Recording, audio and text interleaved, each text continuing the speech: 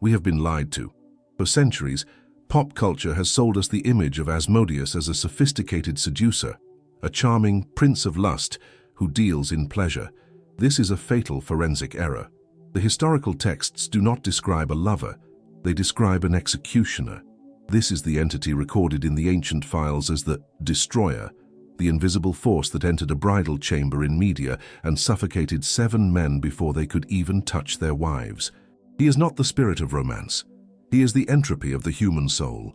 If you mistake him for a simple sex demon, you are walking into a radioactive zone without a suit. To ignore his true nature is to invite ruin into your home, not through magic, but through the systematic breakdown of your sanity and your relationships. In this investigation, we will decode the Solomonic containment protocols, analyze the terrifying anatomy of his 3 heads, and reveal the specific mathematical price he demands for his services. But to dismantle the myth, we must first dig up his roots in the blood-soaked soil of ancient Persia. To understand the entity, now classified as Asmodeus, we must perform a linguistic autopsy, peeling back centuries of Hebrew and Latin adaptation to reveal the original Persian tissue. The name does not originate in the grimoires of the Renaissance, nor does it begin with the Solomonic cycle. It is rooted in the dust of the Avestan language, specifically in the word Aishma. In the ancient Zoroastrian liturgical texts, the Gathas, Aishma, was not initially a creature of seduction or carnal desire, but the hypostasis of wrath, fury, and the specific type of unbridled violence that shatters the structured order of a civilization. This philological trajectory provides critical forensic evidence. The entity's core frequency is not libido, but destruction. As the Persian influence bled into Second Temple Judaism, a period of intense theological osmosis, the abstract concept of Aishma was personified and merged with the suffix deva, demon, evolving into Ashmedai in Hebrew folklore. This transition marks the shift from a force of nature to a personality, a king with agency. The Aishma Daeva history is not a linear evolution, but a corruption of purpose, where a spirit of martial fury was slowly domesticated into a demon of domestic chaos. Scholars often overlook that the Talmudic Ashmedai retains a complexity that later Christian demonology stripped away. In the Agada, he is not merely a monster, but a creature of immense knowledge and debate, capable of quoting scripture and interacting with the pious. He represents a foreign body within the theological immune system of early Judaism, an entity that knows the law but exists to subvert it through excess. This is the Great Rage that predates the concept of the 7 deadly sins by a millennium, the Asmodeus demonology explained. In modern occult circles, often fails to account for this violent ancestry. By limiting him to the sphere of lust, we ignore the bloody sword he carried in the Iranian plateau. The etymology suggests that his influence over sexuality is secondary. His primary mechanism is the weaponization of emotion to incite ruin. He is the burning blood that leads to crimes of passion, not merely the whisper of adultery. The lust he governs is the lust that destroys the self and the other, a direct descendant of his original function as the breaker of peace. Archaeological evidence from incantation bowls found in present-day Iraq supports this terrorscape. These artifacts, dating back to late antiquity, list Ashmedai alongside other high-ranking spirits, often bound in Aramaic script to protect households. This proves that long before he was catalogued in the Ars Goetia, he was an active, feared presence in the daily lives of the Near East, a distinct and named threat that required specific banishment protocols to keep at bay. The linguistic corruption from Aishma to Asmodeus also mirrors a descent in the entity's perceived dignity. In the transition from the dualistic battlegrounds of Persia to the moralistic courtrooms of Judeo-Christian theology, the demon of wrath was forced into the smaller, filthier box of sexual impurity. Yet, the old wrath remains dormant beneath the skin of the lust demon, waiting for the conjurer to make the mistake of assuming they are dealing with a simple spirit of seduction. However, to fully grasp why this entity was considered a cosmic threat rather than a mere nuisance, we must leave the etymology behind and examine the dualistic war where he first earned his rank as a commander against the light. To understand the sheer magnitude of the entity, we must contextualize the theological landscape of ancient Persia, where the ASMODEUS history truly begins. In the strict dualism of Zoroastrianism, the cosmos is a battlefield divided between Ahura Mazda, wisdom, and Angra Mainyu, destructive spirit. Ashma was not a minor imp in this hierarchy. He was a primary antagonist, a general of the Druj, the lie. He stood as the direct antithesis to Srosha, the divinity representing obedience, discipline, and attentive listening. While Srosha ensured the orderly recitation of prayers and the stability of the community, Aishma was the frequency of disruption, the screeching noise that drowns out the sacred word. The ancient Yashts describe Ishma possessing a terrifying specific attribute, the bloody mace. This iconography is crucial for forensic analysis because it completely contradicts the modern, romanticized view of Asmodeus as a sophisticated seducer. The Ishma of the Avesta is a brute force of nature, often associated with the marauding nomadic tribes that plagued settled Zoroastrian communities. He was the spirit of the raid, the intoxication of slaughter, and the chaotic frenzy that overtakes soldiers who have lost their discipline. He did not seduce, he smashed. In the eschatological texts of the Bundahishan, Aishma's role is expanded to a cosmic scale. He is cited as one of the few devas who will survive until the final days, standing as the last commander of darkness against the forces of light. This durability suggests an entity of immense power, far exceeding the typical rank-and-file demons found in later grimoires. Before the concept of the 7 princes of hell hierarchy was ever codified by medieval theologians, Ashma already held a position of supreme authority in the Persian pantheon of shadows, commanding legions not through bureaucracy, but through pure, unadulterated terror. His animosity was strictly targeted against the good mind, vohu mana. He functioned as a spiritual virus designed to infect the rational faculties of humanity. When a man succumbed to blind rage, when a priest forgot the liturgy due to drunkenness, or when a community descended into anarchy, this was diagnosed as a direct possession by Ashma. He was the entropy of civilization, the force that sought to turn the ordered garden of the world back into a chaotic wilderness. The theological danger Ashma posed was his ability to block the soul's journey. In Zoroastrian funeral rites, it is feared that Ishma awaits the soul at the Chinvat bridge, the crossing point between the living and the dead, attempting to drag the spirit down into the house of lies before judgment can be passed. This predatory nature establishes him as a hunter of souls, a being who actively interferes with the mechanism of salvation itself. It is fascinating to observe how this entity's portfolio shifted from wrath to lust as it migrated west. However, looking closely at the texts, the connection remains. Both wrath and lust are manifestations of lost control, a surrender of the good mind to base impulses. The Persian Ishma destroyed the social contract through violence. The later Asmodeus would destroy it through the dissolution of the family unit. The weapon changed from a mace to a phallus, but the destructive intent remained identical. Yet, as the Persian Empire fell and its deities were absorbed into the Semitic traditions, this cosmic warlord underwent a horrifying transformation. He ceased to be a distant general on a battlefield of gods and became a stalker of humans, narrowing his infinite rage down to the obsession with a single, specific woman in the city of Ecbatana. We now move from the abstract battlefields of Persia to a claustrophobic bridal chamber in Ecbatana, ancient Media. This is where the entity ceases to be a distant cosmic principle and manifests as a personal, predatory force. The case file is documented in the deuterocanonical Book of Tobit Demon Con accounts, specifically dating to around 200 BC. The subject is Sarah, the daughter of Raguel, a woman cursed not by magic, but by the obsessive attachment of a specific entity. The text details a gruesome pattern: 7 consecutive husbands, each entering the bridal chamber to consummate the union, and each found dead the following morning before the act could be completed. Forensically, these deaths present a terrifying anomaly. There were no marks of violence, no blood spatter, and no signs of struggle. Asmodeus did not tear them apart with the bloody mace of his Avestan origins. He extinguished them. The text implies a form of spiritual suffocation or a direct stopping of the heart caused by overwhelming terror. This marks a critical evolution in the Asmodeus demonology explained. He has become the destroyer of unions, He is no longer fighting gods. He is asserting ownership over human flesh, acting out of a twisted form of jealousy.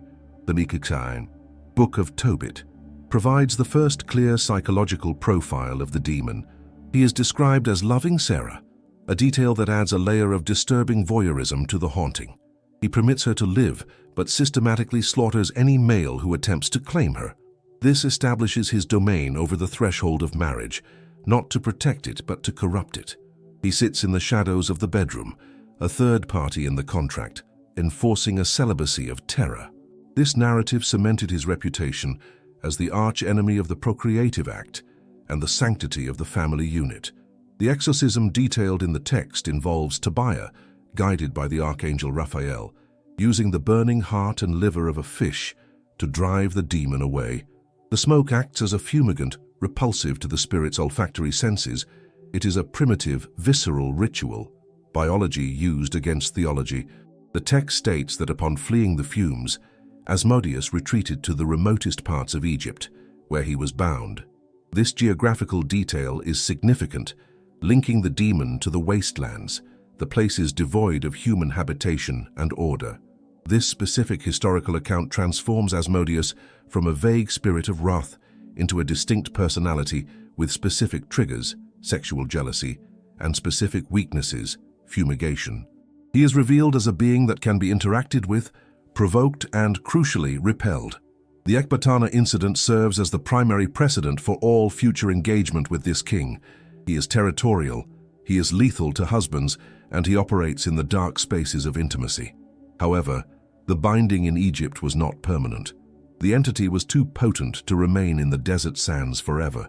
The theological containment failed, and as the centuries turned, a new architect of the occult would seek not just to banish him, but to enslave him for manual labor. The narrative arc of Asmodeus takes a sharp, industrial turn in the New Testament of Solomon, a text dating between the 1st and 5th centuries AD. Here, the entity is no longer the stalker of bridal chambers, but a prisoner of war. King Solomon, armed with the signet ring given by Archangel Michael, engages in the first documented mass containment of demonic forces. In verses 21 to 25, the interrogation of Asmodeus is detailed with the precision of a deposition. When brought before the king, the demon is described as furious, predicting the eventual collapse of Solomon's kingdom, yet he is bound by the divine authority of the ring. This text reveals critical operational intelligence regarding the demon's limitations. Asmodeus confesses a primal fear of two elements, water and iron. This aversion to iron is particularly significant.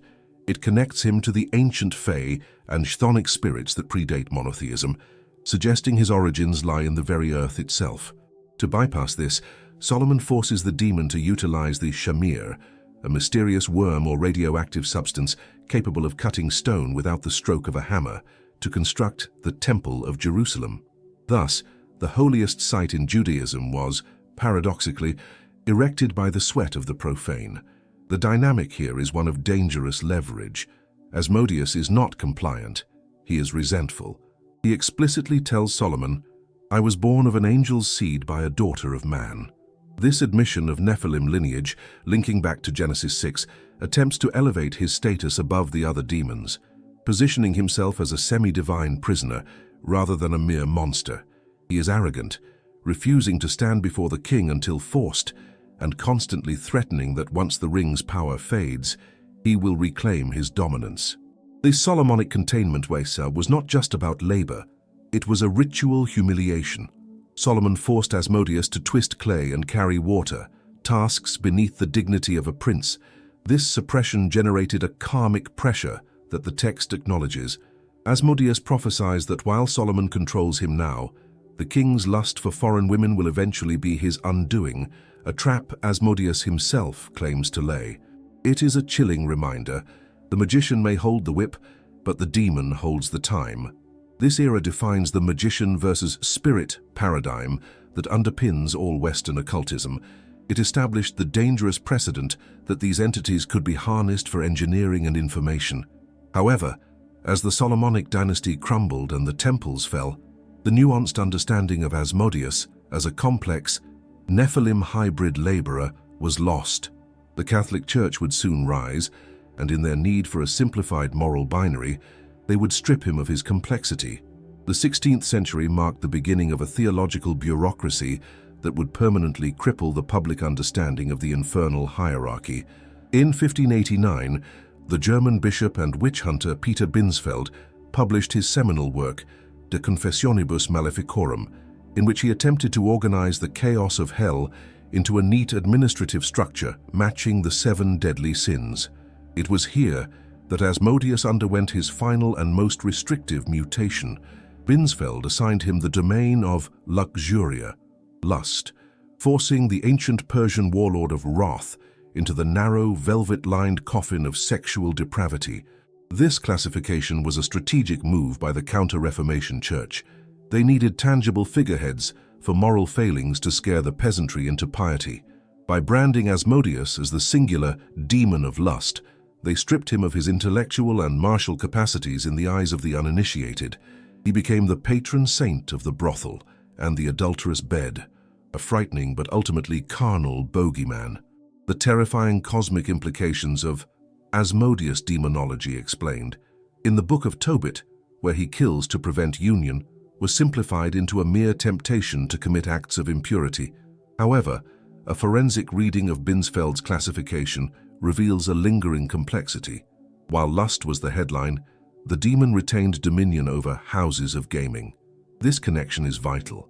In the eyes of the Church, gambling was a form of financial lust, a passionate, irrational desire for unearned gain that mirrored the sexual urge. Asmodeus, therefore, became the spirit of waste.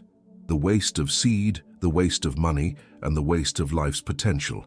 He was the architect of dissipation, the entity that encouraged men to throw away their inheritance on the turn of a card or the touch of a stranger.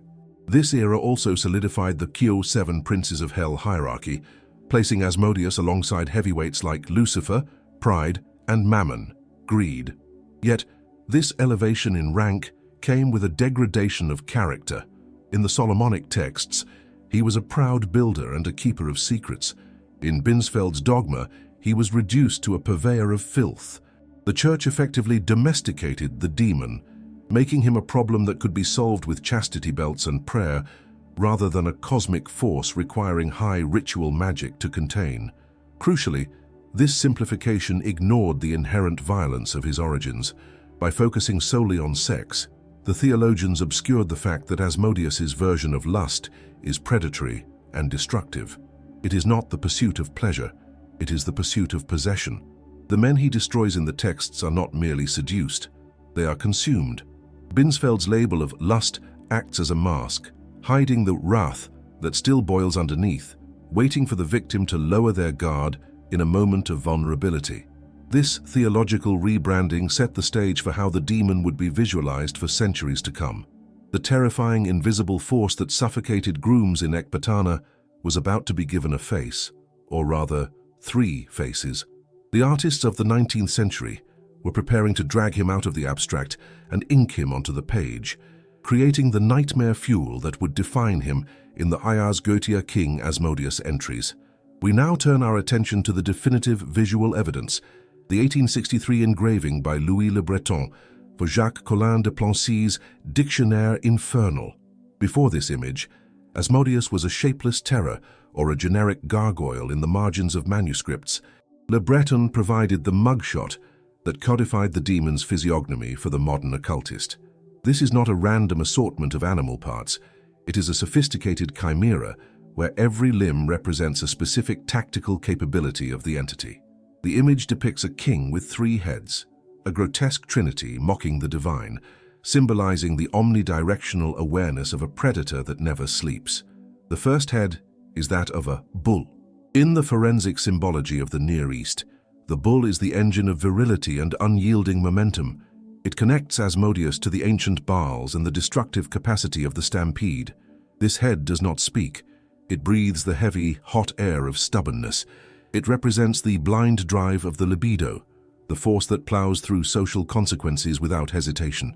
It is the brute strength that allowed him to strangle the husbands in Ecbatana without using his hands. The second head is that of a ram. While often associated with the golden fleece or sacrifice, here it signifies aggressive sexuality and the battering ram of conquest. The ram is the animal of Mars and Aries, reinforcing the martial wrath hidden beneath the lust.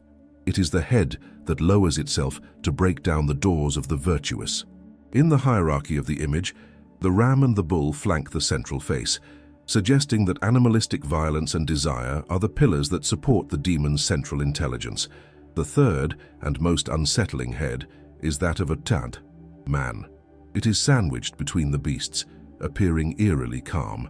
This is the face of the diplomat, the lawyer, the deceiver who debated Solomon. It represents the intellect that directs the brute force of the bull and the aggression of the ram. This human visage is the one that whispers rationalizations into the ear of the conjurer, convincing them that their darkest desires are actually logical necessities. It is the mask of sanity worn by a creature of pure entropy. Beneath the torso, the anatomy reveals further secrets. Le Breton depicts him riding a dragon, a clear reference to his dominion over the chaotic currents of the astral plane, often symbolized as the Leviathan or the Great Serpent. His feet, crucially, are often described in Talmudic lore as those of a rooster or a goose, webbed and avian. This cock's foot was the specific telltale sign Solomon used to identify him, spreading ash on the floor to catch his prince. It is a biological marker of his hybrid Nephilim status, part angel, part beast, totally alien. In his hands, he holds a lance and a banner. He is not a feral animal scavenging for scraps. He is a military commander. The banner signifies sovereignty. He has a flag, a legion, and a territory. The lance is for piercing. This confirms the Ars Goetia King Asmodeus status. He is an active combatant in the spiritual war, not a passive observer. The fire he breathes is not merely elemental. It represents the toxic speech and the venomous influence that poisons the air of a household. This image serves as a warning label. It tells the operator that they are not dealing with a singular consciousness, but a tripartite fracture of reality, strength, intelligence, and aggression fused into one body. To summon this, one must be prepared to face all three heads simultaneously. And to do that, you must follow the strict life-saving protocols laid down in the 72nd chapter of the Lemegeton, where a single mistake in etiquette results not in failure, but in madness. We now descend from the theoretical to the operational. The Lemegeton, specifically the Ars Goetia, serves not as a religious text, but as a technical manual for high-voltage spiritual engineering. Within this grim directory, Asmodeus is designated as the 32nd spirit, a great king holding dominion over 72 legions of inferior spirits. This rank is critical. In the rigid hierarchy of hell, rank dictates protocol. You do not address a king with the same casual authority you might use for a lower president or duke. The ritual mechanics for summoning Asmodeus contain a specific lethal clause found nowhere else in the scroll, a clause regarding the conjurer's headgear. The text is explicit and unforgiving. The exorcist must stand on his feet the entire time and, crucially, must be bareheaded. D. This is a violation of standard ceremonial protection, where the magician usually covers the crown chakra to insulate against possession. To summon Asmodeus, one must remove this shield. The text warns that if the operator wears a cap or headdress, Amemon, the emperor of the East and Asmodeus's direct superior, will perceive it as an insult and call all his actions to be bewrayed, meaning the ritual will implode and the magician will be deceived or destroyed. It is a terrifying act of calculated vulnerability. To command the demon, you must first expose your mind to him. Once the connection is established, the interaction is transactional. Asmodeus is the patron of the hard sciences. He is not summoned for vague prophecies, but for arithmetic, astronomy, geometry, and all handicrafts.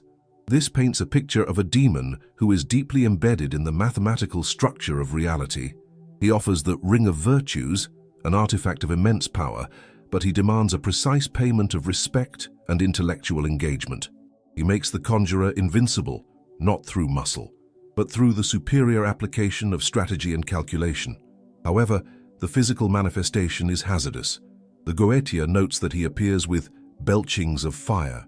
This is often interpreted metaphorically as toxic lies, but seasoned occultists treat it as a literal atmospheric hazard, a sulfurous, choking miasma that fills the ritual chamber. The operator is advised to treat him with extreme caution, asking humble questions only after the demon has accepted the binding. The specific interrogation script requires the magician to ask, "Art thou Asmodei?" to which the entity will not lie, but will proudly declare his dominion. The sigil of Asmodeus, the specific circuit board design used to call him, is a complex array of loops and crossbars. It functions as a signature frequency. Drawing this seal is not an artistic endeavor. It is the dialing of a coordinate. If the geometry is off by a degree, the call goes unanswered, or worse, is intercepted by a trickster spirit masking as the king. The precision required reflects the demon's own nature. He is the master of arithmetic, and he does not tolerate sloppy math in his evocation. These mechanics reveal a stark truth. Asmodeus is not a chaotic monster to be unleashed, but a high-functioning intelligence to be negotiated with. He operates on a code of strict legalism, but even if the ritual is perfect and the math is sound, the conjurer faces a massive problem of identification. For centuries, pop culture has confused this high king with lesser parasites of the bedroom. There is a prevalent infection in modern occult discourse, a classification error that downgrades a nuclear threat to the level of a common pest. We must urgently correct the Asmodeus demonology explained in pop culture, which frequently conflates this high king with the lowly incubus and succubus. This is not merely a semantic mistake, it is a fatal underestimation of the entity's payload. Incubi and succubi are the bottom feeders of the astral ecosystem. They are parasitic sludge, energetic vampires that attach to a host to siphon vitality through nocturnal emissions. They are solitary scavengers, driven by hunger, possessing no rank, no legions, and no strategic agenda. Asmodeus, by stark contrast, is an administrator of catastrophe. He does not visit a bedroom to feed like a tick. He enters to conquer. The texts of the Lemegeton do not describe him as a seducer who relies on charm or illusory beauty to trick his victims. He is a monster of awe and terror. The historical accounts depict his presence as physically overwhelming, often inducing paralysis or madness, not arousal. The idea that Asmodeus is the CEO of sex is a modern trivialization. He is the Ars Goetia king Asmodeus, a monarch who treats the destruction of a marriage or a bloodline as a military operation. The media portrayal of the charming devil, the Luciferian playboy often associated with Asmodeus in fiction, is a dangerous fabrication. The grimoires are explicit about his physiology. He breathes venom. This is not a metaphor for sweet-talking. It is a description of a radioactive aura that sickens the living. To stand before him is to stand inside a blast zone. While a succubus might drain a man's energy for a night, leaving him tired, Asmodeus dismantles the man's entire reality, his sanity, his relationships, and his standing in the community. The scale of damage is incomparable. Furthermore, the operational mechanics differ entirely. An incubus is a trespasser. Asmodeus is a lawyer. The parasite enters because shields are weak. The king enters because a contract was signed, implicitly or explicitly. He operates through the legalism of the pact. He offers knowledge of the stars and the ability to turn invincible, trades that are far above the pay grade of a common bedroom spirit. To confuse him with a sex demon is akin to confusing a grandmaster of chess with a street hustler. Both play games, but the stakes and the intellect involved are from different universes. This misconception likely stems from the Church's attempt to lump all sexual deviancy into one basket. By associating the demon of lust with the common phenomena of sleep paralysis, often blamed on incubi, the distinctions were blurred. However, the seasoned demonologist knows the difference by the residue left behind. An incubus leaves a stain on the sheets. Asmodeus leaves a scorched outline where a life used to be. He does not want your orgasm. He wants your sovereignty. The danger of this myth is that it leads amateur conjurers to prepare for a seduction when they should be preparing for a siege. They expect a lover and receive a warlord. This fundamental misunderstanding of the entity's nature blinds us to his true method of operation in the modern world. He does not need to manifest as a monster to destroy us. He simply needs to accelerate the natural decay of our own minds.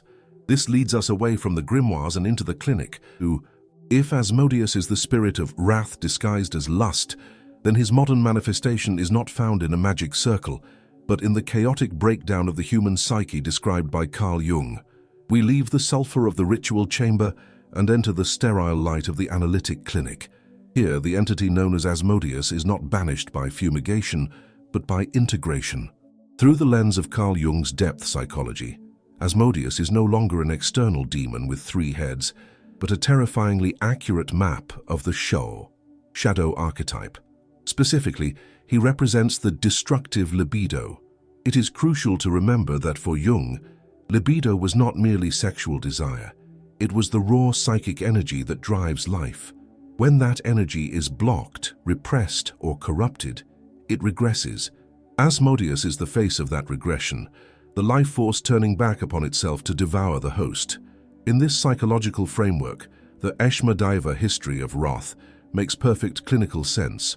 When the primal drive for connection, lust, is severed from the good mind, conscious morality, it inevitably mutates into aggression. The modern man who suppresses his shadow does not get rid of Asmodeus. He forces the entity into the sub-basement of his subconscious. There, the demon grows in the dark, fed by every unacknowledged resentment and every denied impulse. The eventual explosion, be it a crime of passion, a sudden divorce, or a descent into addiction, is the possession event. The 3 heads of the demon, bull, ram's man, represent the fragmentation of the psyche, the stubborn drive, the aggressive impulse, and the rationalizing intellect that justifies the destruction. We must also analyze Asmodeus through the concept of social entropy. In thermodynamics, entropy is the measure of disorder in a system. Civilization is a structure designed to resist entropy. Marriage and family are the binding agents that hold the social fabric together against the void. Asmodeus, the destroyer of unions, functions as a catalytic agent for high-velocity social decay. He is the spirit of atomization. He is the force that whispers that the contract is null, that the bond is a shackle, and that immediate gratification is superior to long-term stability. The wedding night massacre of Ecbatana is occurring today on a macro scale. It is not happening with a literal strangulation of grooms, but through the systemic suffocation of commitment. The phenomenon of the hookup culture, where intimacy is commodified and stripped of emotional consequence, mirrors the Binsfeldian definition of Asmodeus as the demon of waste. It is the expenditure of vital energy without the creation of a union. It is a biological transaction devoid of the sacred, leaving the participants isolated and colder than before. This is the domain of the king, the vast frozen wasteland of the unattached. Furthermore, the gambling aspect of the demon finds its modern home in the dopamine loops of digital addiction. The obsession with high-risk, high-reward stimuli, pornography, gambling apps, volatile trading, creates a feedback loop of wrath and frustration. The user becomes a slave to the cycle, ruled by a digital Asmodeus that promises the ring of virtues, success, pleasure, but delivers only the loss of time and agency. The demon is no longer summoned with a sigil. He is invited in through the blue light of the screen. The brilliance of the Jungian model is that it treats the demon as a necessary danger. The shadow cannot be destroyed. It must be acknowledged. Asmodeus, representing the raw, chaotic power of the masculine drive, is the fuel source for creativity and construction. Remember, he built the temple. But without the Solomonic ring of conscious discipline to bind him, the fuel becomes a bomb. The modern crisis of masculinity, often oscillating between impotence and toxic violence, is a crisis of failing to contain the Asmodean archetype. This psychological autopsy reveals that the demon is not an intruder, he is a resident. He is the chaotic variable in the equation of human nature. But if he is an inherent part of the design, we must ask the final terrifying question. If the Creator put him there, or allowed him to remain, does he serve a higher function? Is the destroyer actually a secret agent of the divine? We arrive at the final, most disturbing revelation of our investigation. After dissecting the corpse of history, we must look into the soul of the machine through the lens of Jewish mysticism, specifically the Zohar. Here, in the dense, cryptic architecture of the Kabbalah, Asmodeus is not merely a rebel against heaven. He is an employee of it. The texts describe the Sitra Ara, the other side, not as a chaotic wasteland independent of God, but as the shadow cast by the divine light. In this model, the Asmodeus demonology explained shifts radically. He is the hammer of justice, a necessary mechanism for the functioning of the cosmos. The Zoharic tradition posits that Asmodeus serves a specific, sanctified purpose, to punish those who violate the covenant of the flesh. He is the cosmic immune system attacking a pathogen. When a man indulges in the corruption of the good mind, Asmodeus is the reaction force sent to correct the imbalance. He is the pain that signals the disease. This perspective implies that the demon does not create the sin. He merely locates it. He is a bloodhound for spiritual rot. If he destroys a life, it is because that life was already structurally unsound, riddled with the termite damage of hidden vices. This transforms the terror of the wedding night massacre into a brutal form of quality control. In the eyes of the Gnostic mystic, Asmodeus killed the 7 husbands of Sarah not because he was evil, but because they were unworthy. They approached the mystery of union with profane intent, and the guardian of the threshold burned them for their insolence. He is the high-voltage fence surrounding the sacred. Touch it without insulation, and you die. This makes him the most dangerous kind of antagonist, the one who believes he is right. There is a profound theological symmetry here. King Solomon, the wisest of men, and Asmodeus, the king of demons, are often presented as dark reflections of one another. The legends claim they discussed the Torah together. This suggests that to truly know wisdom, one must also know wrath. You cannot build the Temple of Jerusalem solely with the quiet prayers of the righteous. You need the sweating, heaving muscle of the profane to cut the stones. The demon is the labor force of the universe, doing the dirty work that the angels are too pure to touch. This duality brings us back to the 7 princes of hell hierarchy. Asmodeus represents the test of temperance. He offers the ring of virtues, but he demands the payment of self-conquest. The horror he inflicts is the friction required to polish the soul. Without the threat of the destroyer, humanity would stagnate in a lukewarm bath of complacency. We need the monster in the dark to force us to light the candle. He is the grindstone against which the blade of the human spirit is sharpened. Ultimately, the entity known as Ashmedai is a mirror. When you summon him, whether in a ritual circle or through the entropy of your own bad decisions, you are not staring at a foreign invader. You are staring at the amplified projection of your own lack of discipline. He wears the face of your secret desires, your suppressed rage, and your neglected duties. He is the king of your own personal hell, and he will rule there as long as you refuse to govern yourself. The file on Asmodeus is never truly closed. He is an eternal principle, waiting in the silence between the heartbeats of a dying marriage or the furious shouting of a mob. He is the ancient energy of Aishma, the fury that breaks the world, waiting for us to drop our guard. We have traced him from the Persian plateau to the modern psyche, but knowing his name does not grant you safety. It only clarifies the nature of the danger. The investigation concludes, but the threat does not vanish. It merely waits.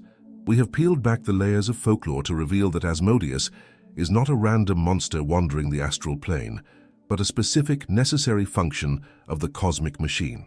He is the hammer of justice, described in the Zohar, the tension required for the moral universe to hold its shape. He is the shadow that defines the light. This leaves us with a terrifying existential verdict. Asmodeus does not create the cracks in our spirit. He only exploits them. He is the mirror of our own undisciplined nature. When the King of Wrath enters a life, he is not an invader, but a landlord coming to collect the rent on our own vices. The question you must ask yourself tonight is not, how do I banish the demon? The question is, what part of me summoned him? If you have the stomach to continue digging through the forbidden archives of history, subscribe now. The abyss is deep, and we have only just lit the first candle.